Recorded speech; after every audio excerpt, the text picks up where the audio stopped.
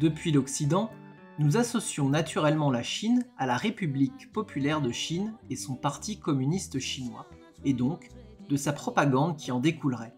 Pourtant, celle-ci est apparue dans les années 30, bien avant l'instauration d'un régime communiste.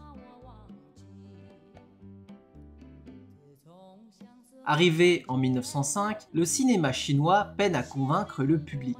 Il est constitué majoritairement de films de cap et d'épée et d'adaptations de romans jugés ennuyeux. Manquant cruellement de moyens financiers et techniques, il trouve petit à petit son public et intéresse les intellectuels chinois qui y voient un langage capable de parler aux illettrés, très présent dans le pays. L'éducation de la jeunesse est un thème récurrent dans la Chine des années 30. C'est l'une des préoccupations principales du mouvement anticolonial du 4 mai 1919, constitué d'intellectuels progressistes dont certains auront plus tard une grande influence sur le développement du cinéma chinois. L'éducation est la préoccupation principale des deux grands partis politiques du pays, à savoir le parti nationaliste et le parti communiste. La Chine se bat aussi avec son image de vassal des puissances occidentales et voit dans le cinéma un moyen de moderniser le pays. Le cinéma se retrouve au centre des débats politiques. Comment s'approprier cet art importé d'Occident? Les premières tentatives d'installer un cinéma de propagande est un échec pour les deux partis. Aucun n'arrivera à imposer son idéologie de façon durable, ni transformer les films en outils de propagande. Sa portée est limitée dans un pays très pauvre, où seules quelques grandes villes disposent d'un cinéma. Toutefois, nationalistes et communistes s'en donneront un cœur joie pour s'affronter sur les écrans. Pour comprendre l'enjeu du cinéma chinois dans les années 30, il faut se pencher sur le contexte politique. Successeur à la tête du parti nationaliste, Jiang Jiechi rompt l'alliance formée en 1924 avec le parti communiste. Il lance une expédition militaire pour unifier la Chine en faisant la chasse aux seigneurs locaux et en profite pour se débarrasser des communistes des villes notamment de Shanghai. Une politique de terreur s'abat sur tout le pays, où le gouvernement de Jiang concentrera son effort militaire sur son combat contre le communisme. Une haine qui l'aveuglera au point de lui faire ignorer la menace d'une invasion japonaise qui pèse sur son pays. En septembre 1931, la Mandchourie est envahie, puis Shanghai est attaquée, en janvier 1932. Une pauvreté grandissante et l'incapacité de reprendre le contrôle sur le territoire national sont des obstacles qui amèneront la prise de pouvoir des communistes en 1949. Revenons au cinéma. Durant la décennie 1927-1937, toute cette frustration se fera ressentir par un biais artistique. Shanghai est la capitale du cinéma chinois de l'époque. C'est aussi la ville avec le plus grand nombre de spectateurs potentiels. Elle compte 44 salles de cinéma pour un peu plus de 3 millions d'habitants.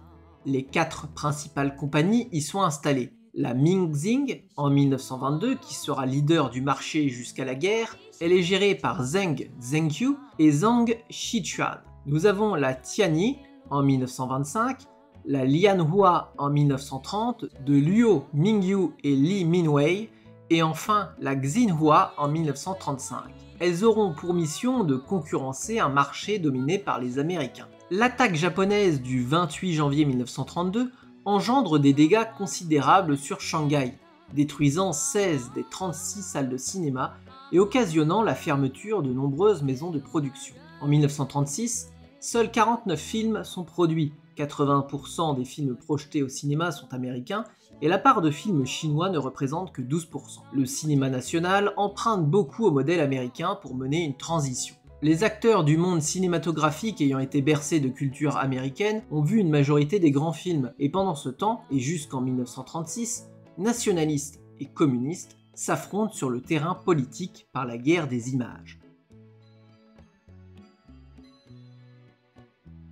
La décennie de Nankin, qui commence le 18 avril 1927, montre l'échec de la politique du Parti nationaliste chinois, parti critiqué pour être trop bureaucratique et éloigné des préoccupations de la base populaire. S'il fut autoritaire, le Parti nationaliste chinois n'est en aucun cas l'équivalent au parti fasciste européen des années 30. Plusieurs mouvements cohabitent au sein du parti. Certains défendent la modernisation du pays, en luttant contre le capitalisme, d'autres la défense des traditions chinoises ou encore la révolution socialiste. La lecture de la ligne politique du parti est peu claire et est déjà une explication du peu de succès du cinéma de propagande nationaliste. Rare témoignage subsistant de l'activité cinématographique du parti en juillet 1933, Xinfu Zihuan, la maladie qui ronge le cœur, traite de la lutte contre les communistes. Les communistes sont comparés aux vers qui pourrissent le fruit qu'est la Chine. Le film connaît un accueil mitigé. La population ne comprend pas cet acharnement anticommuniste alors que le Japon menace la Chine. La maladie qui ronge le cœur est, comme tous les films de propagande comme lui, projeté via des circuits non commerciaux dans des villages ou en interne à l'armée. Leur absence des centres urbains font qu'ils ne laissent aucune empreinte dans les esprits. Fondée en 1934 à Nankin, la Compagnie centrale est la seule compagnie gouvernementale obéissant directement aux directives du comité de propagande. Elle aurait produit 200 films pour la seule année de sa création. Des films éducatifs, des films anticommunistes ou de défense nationale. Des films réalisés avec le soutien de personnel et de matériel provenant de studios privés, la propagande nationaliste disposant de moyens limités. Une dépendance vis-à-vis du privé entraîne donc un manque de visibilité et de publicité. Si le cinéma anticommuniste est un bide, les films éducatifs utiles à la modernisation du pays sont eux un succès. Ils promeuvent l'esprit de la race chinoise, encouragent à la production cinématographique, enseignent les sciences et diffusent l'idéologie révolutionnaire du gouvernement en place pour établir une république saine. Ces principes font écho à ceux du mouvement de la vie nouvelle de Jiang Jiechi, mouvement qui avait pour but de réformer le pays en profondeur, de le moderniser et de rendre possible une renaissance à la chinoise. La base de toute civilisation moderne est d'apporter aux gens une vie ordinaire où ils développent des habitudes d'hygiène et de comportement tout en respectant la doctrine du philosophe chinois Confucius. Les frères Chen Guofu et Chen Lifu tiennent des rôles actifs dans l'association du cinéma éducatif. Lifu publie les nouvelles voies de l'industrie cinématographique nationale. Il y expose le rôle qu'il compte donner au cinéma, un service qui contribue à forger la morale et la vertu nationale. Le respect de la justice et de l'harmonie doivent être au centre du cinéma chinois. Reste à voir comment faire percer ce cinéma auprès d'un public habitué aux productions hollywoodiennes. Les historiens communistes expliquent que des pressions politiques ont été effectuées pour faire accepter des scénarios à la morale nationaliste auprès des grands studios shanghaïens. Dans un contexte de crise économique, les studios sont poussés à accepter la plupart des demandes. Certains patrons de compagnie se montraient également de plus en plus proches du pouvoir nationaliste. Le studio Linhua fut, selon les historiens communistes, l'un des principaux lieux de production de films de fiction à vocation propagandiste. Sous la direction de l'un de ses fondateurs, Luo Mingyu, le studio numéro 1 de la Lianhua était destiné à devenir l'un des lieux de la Renaissance chinoise. Luo Mingyu, voyant son pays considéré comme une colonie des Occidentaux, s'engage pour un cinéma concurrent des firmes occidentales. En 1935, il réalise 3 films pour mettre en avant le programme du parti nationaliste Vie Nouvelle.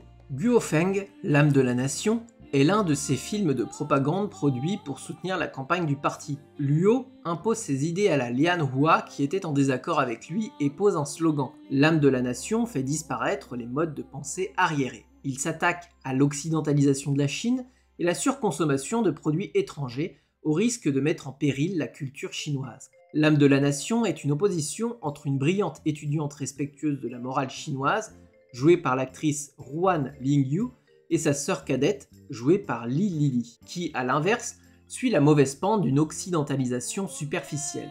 Elle néglige ses études, voit son amant alors qu'elle dépend financièrement de son époux, et passe son temps à s'amuser en ville. Sa grande sœur va donc tout faire pour la ramener à la raison. Elle réussira sa mission grâce au principe du mouvement de la vie nouvelle. Diffusé en ouverture de la 4e assemblée générale de l'association du cinéma éducatif à Hangzhou, le film est un succès. Il satisfait les membres du parti nationaliste, si bien qu'il est décidé de le diffuser dans toutes les écoles de filles de Shanghai. L'âme de la nation, dont le titre est celui de la première partie d'un classique chinois, le Shijing, le livre des odes, fait le lien entre modernité et tradition ancestrale.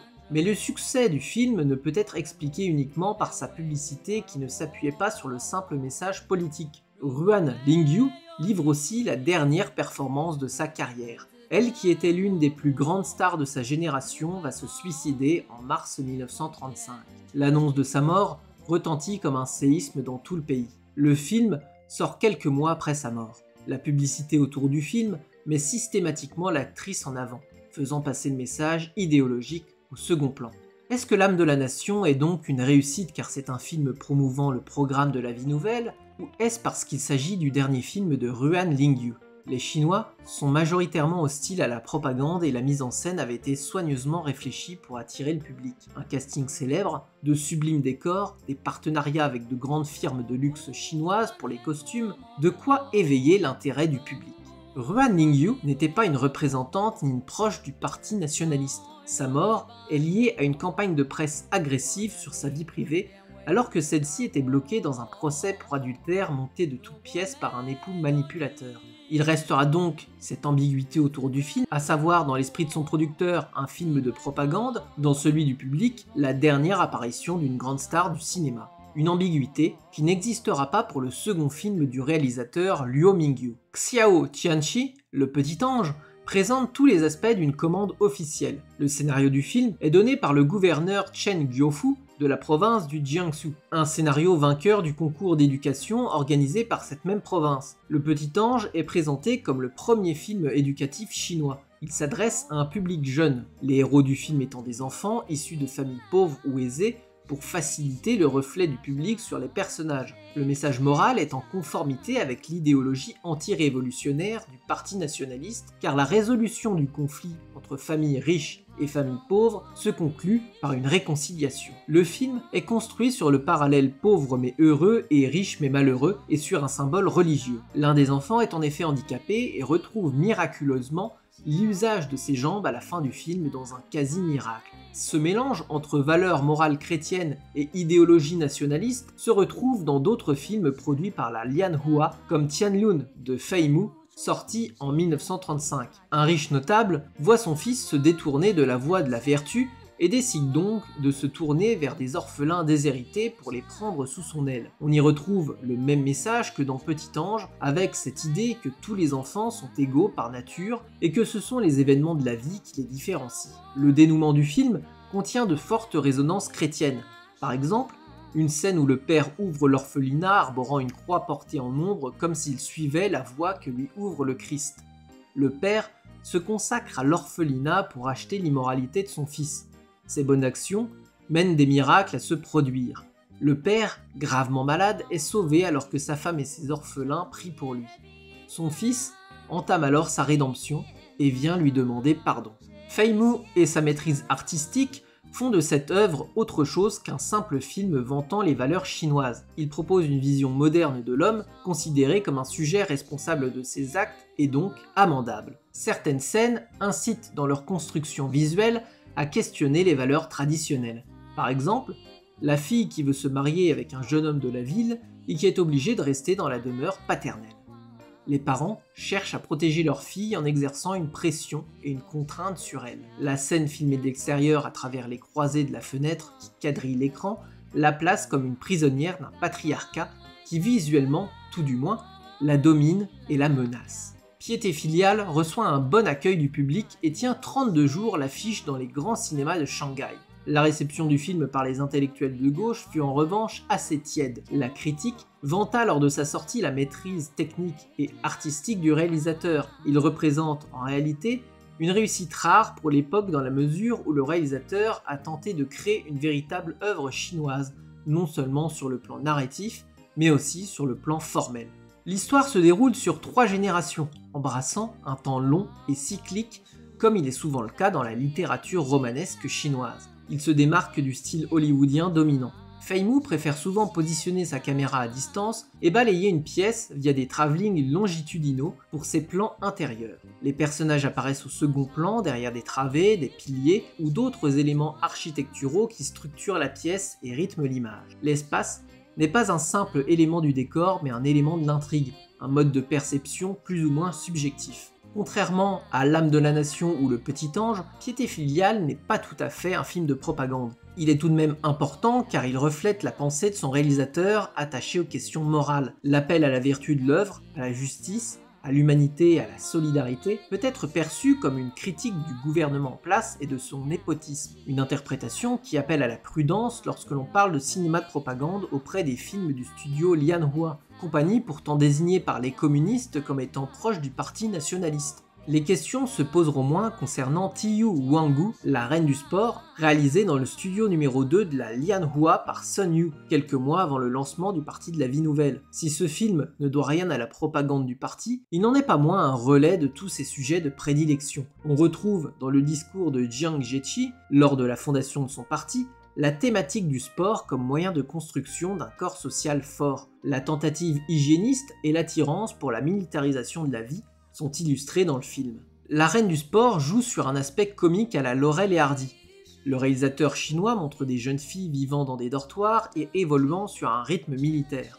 Éloigné du parti nationaliste, Sun Yu reste relativement proche de certaines idées. Il est donc difficile de mesurer l'influence réelle du gouvernement nationaliste sur la production de films de fiction. Si certains illustrent des thèmes du parti, il peut parfois s'agir de rencontres fortuites ou d'une instrumentalisation a posteriori. Il n'y a pas eu une mobilisation des compagnies shanghaïennes en faveur d'un cinéma nationaliste. L'industrie du cinéma chinois était dominée par des intérêts privés, les compagnies voulant satisfaire avant toute chose la demande du public. Le gouvernement n'avait pas les moyens financiers d'encourager seul la production de films de propagande. Là où le parti au pouvoir pouvait en revanche asseoir sa domination, c'était sur le domaine de la censure. Un film pouvait être interdit si les acteurs ne portaient pas de tenue décente. À partir de 1934, les films étaient inspectés 2 fois. D'abord leur scénario, avant production, puis le produit final. Une troisième inspection de suite pouvait être effectuée si celui-ci devait être diffusé à l'international dans des concessions étrangères par l'administration coloniale. L'ennemi japonais ne devait jamais être mentionné en vertu des accords de cessez-le-feu de 1932. Aucune critique ni aucune mention au parti nationaliste ou une illustration trop évidente de la lutte des classes ne pouvait être tolérée. L'industrie est sous pression permanente. Avant chaque projection, le public se levait pour chanter l'hymne national devant le portrait de Sun Yat-sen et des diaporamas exposant plusieurs points importants du parti nationaliste étaient diffusés avant les films.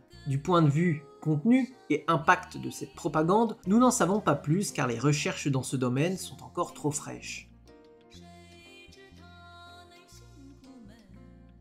Si le gouvernement nationaliste se montre finalement assez à l'écart dans les domaines de la production filmique, le cinéma communiste, ou dit progressiste dans un terme toujours débattu chez les historiens, se donne la part belle. L'histoire connaît une réécriture après 1949 pour faire l'éloge du succès du cinéma communiste. En 1963, le parti nationaliste souhaite mettre en avant la collaboration entre le PCC et les cinéastes. 74 films dits de gauche sont visés. Sont mélangés des films de réelle propagande communiste et des œuvres représentant simplement des idéaux progressistes de l'époque. Quoi qu'il en soit, le cinéma communiste chinois laissera une empreinte durable dans l'histoire du cinéma chinois. Avant la Seconde Guerre mondiale, l'influence du parti communiste sur le cinéma est limitée. Le PCC a perdu énormément de terrain suite à la terreur blanche qui coûta la vie à 5000 militants ouvriers à Shanghai au printemps 1927 et n'est en mesure d'imposer une quelconque influence. Traqués et menacés, ils vivent dans la clandestinité avant que le comité central du parti déménage de Shanghai pour partir s'installer sur le territoire de Jiangxi, favorable à la doctrine communiste. Le PCC a perdu ses militants et ne compte plus que 300 membres en 1934 à Shanghai. Bien qu'ayant perdu sa base ouvrière, le PCC arrive à garder une certaine influence dans les sphères intellectuelles du pays, notamment chez les écrivains, les journalistes et les cinéastes. La présence du PCC dans les milieux cinématographiques est plutôt due à l'action interne de militants qu'à l'intérêt réel des intellectuels pour la doctrine communiste. Un groupe de critiques cinématographiques, le Yinping Xiaozu, créé en mai 1932, fut bien plus qu'un groupe communiste. Ce fut une organisation avec à sa tête le dramaturge communiste Xia Yan qui devait diffuser des théories de gauche en matière de cinéma. Idées qui eurent un fort retentissement. Les films à caractère nationaliste sont fortement critiqués dans les principaux journaux de Shanghai. Le groupe joue un rôle important dans l'introduction au cinéma soviétique. Dans les années 20, ils étaient bannis et arrivent en 1932 quand les relations diplomatiques furent rétablies avec l'Union soviétique. Le public découvrait les grands réalisateurs soviétiques tels que Pudovkin ou Nikolai Ek. Le côté romanesque et expérimental du cinéma soviétique correspondait à la conception du cinéma vu par les Chinois. Mais aussi paradoxal que cela puisse paraître, le cinéma de gauche chinois restera sous influence américaine et ne rejoindra jamais le camp soviétique. En 1935, le groupe du Yingping Xiaozu est dissous par les nationalistes et leurs membres sont arrêtés. C'est donc avant tout dans le domaine de la critique que les intellectuels du PCC s'illustrent. Cette activité parfois virulente fait et défait les carrières de réalisateurs et font les succès des films. Le Parti communiste chinois n'a pas les moyens techniques ni financiers de développer un cinéma prolétarien. Il doit donc faire appel à des compagnies privées engageant des producteurs acquis à leur cause. Le choc engendré par la guerre de Shanghai est à l'origine de nombreuses conversions aux idées communistes. La société Mingxing tente de sauver sa peau dans une période trouble en produisant des films progressistes. 3 écrivains sont recrutés pour écrire des scénarios de futurs films à succès. 13 scénarios sont rédigés, dont 12 entre 1933 et 1934, et un seul en 1937. Nombreux réalisateurs témoins de l'attaque de Shanghai par les Japonais et l'invasion de la Mandchourie ont vu bombardements et dévastation. Un sentiment d'urgence rejoint les marxistes qu'ils veulent représenter dans leurs films. Bu Wangkang, célèbre scénariste et réalisateur chinois, est jusqu'à maintenant membre de la Lianhua. Il signe en 1933 le premier film chinois dit de gauche, Sangye Modeng Nuxing, 3 femmes modernes. Il se passe à Shanghai pendant les événements de 1932. 3 femmes modernes vont s'opposer durant le conflit. Le film ne trouve pas grâce aux yeux de la critique en dépit de sa vision progressiste. On lui reproche le luxe de ses décors et du personnage incarné par Huan Lingyu, une femme moderne et engagée qui n'était pas plausible. Elle était institutrice et non prolétaire. Si elle ne vit pas dans la misère, alors le film ne peut pas être suffisamment prolétarien pour attirer son public. Trop hollywoodien, trop mélodramatique et peu réaliste, 3 femmes modernes ne trouvera pas sa place. Rares sont les films qui respectèrent parfaitement l'idéologie communiste. Seuls quelques films inspirés des réalisations soviétiques y parviennent. Ce sera notamment le cas de Phuong Liu, Torrent sauvage, film aujourd'hui disparu qui était le premier produit de la Mingxing. Seul le scénario de Xia Yan subsiste aujourd'hui. Le film se déroulait dans un village pendant de grandes inondations et mettait en scène l'opposition entre les villageois et un propriétaire terrien. Le film utilisait de véritables scènes d'inondation de 1931 pour accentuer le réalisme. Il fut un succès qui poussa la Mingxing à investir davantage. Ainsi, la fameuse nouvelle de l'écrivain Mao Dun, Chen Kan, Les vers à soie du printemps, fut adaptée. Le réalisateur Cheng Bugao et le scénariste Xia Yan travaillèrent sur le projet. L'œuvre retrace avec grande précision la vie d'un éleveur de vers à soie, sa labeur quotidienne pour nourrir et protéger leur seule source de richesse dans un environnement économique hostile. Il ne sera pas un grand succès, recevant de nombreuses critiques de la part des communistes. Ennuyeux, manque de relief, il n'amène pas le spectateur à réagir politiquement comme il le devrait. Le film qui subsiste de nos jours mérite en réalité mieux que cette critique. Les reproches sont intéressants cependant car ils illustrent les limites dans lesquelles les réalisateurs et les scénaristes de gauche purs et durent travailler avec un impératif mélodramatique et la clarté du message. Les 2 plus grands succès de la période divergent entre eux et la comparaison est révélatrice de l'hétérogénéité des films dits de gauche. D'abord, en février 1934 sort Zimei Hua, 2 sœurs, écrit et réalisé à la Mingxing par Zheng Zienqiu, vétéran du cinéma chinois et l'un des fondateurs du studio. Il dénonce à travers ses productions la pauvreté et appelle à la libération des femmes. Il estime que toute la production nationale doit s'engager suite à l'attaque du Japon pour la survie du pays. La Chine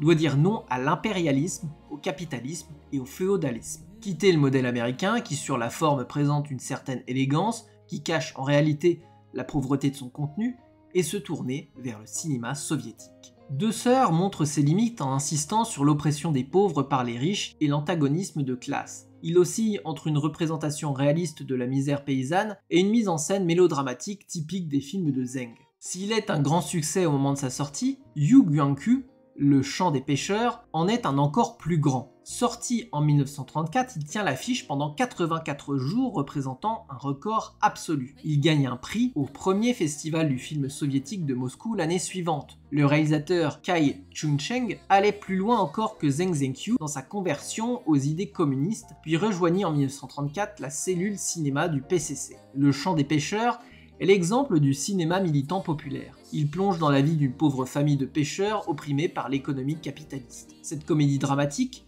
rappelle la façon dont Charlie Chaplin décrivait l'univers des pauvres gens, et avec un discours idéologique plus ferme. Sa fin est tragique, réaliste Et il ne cherche jamais à être utopique comme la majorité des films, il cherche simplement à montrer la misère chinoise. Son succès vient en partie de sa chanson interprétée par l'actrice et chanteuse Wang Renmei. La chanson tient une place importante dans le film chinois. C'est par là que passent les messages politiques les plus radicaux. La chanson est comme un espace de liberté politique. Elle mènera à l'émergence des opéras populaires. Le succès du Chant des pêcheurs ne veut pas dire que le cinéma communiste chinois avait trouvé là son propre style et sa formule, ni qu'il était parvenu à s'imposer dans les studios. Il indique certes un intérêt du public pour des films réalistes traitant de problèmes de société contemporains, mais aussi son attachement à des films divertissants portés par des vedettes. Les compagnies shanghaïennes répondent avant tout aux attentes des spectateurs. L'alliance entre les intellectuels de gauche et les patrons des compagnies privées dura tant que la réalisation de films de gauche fut rentable. Le contexte très difficile de produire sous le régime nationaliste poussait à des réductions de salaire pour le staff ou trouver des moyens subtils pour contourner la censure. Suite aux pressions économiques, des compagnies ferment, des locaux sont vandalisés, la propagande nationaliste met des bâtons dans les roues du développement du cinéma communiste et finalement l'empêche de développer une propagande puissante. En résumé, nous pouvons dire que les années 1933 et 1934 sont les années fastes du cinéma de gauche chinois. En 1935, un reflux des tensions avec le parti nationaliste se fait ressentir via la terreur blanche et la crise économique. En 1936, un cinéma de défense nationale se met en place à cause de la menace japonaise. Le patriotisme est un élément constituant du cinéma chinois et favorablement accueilli par le public.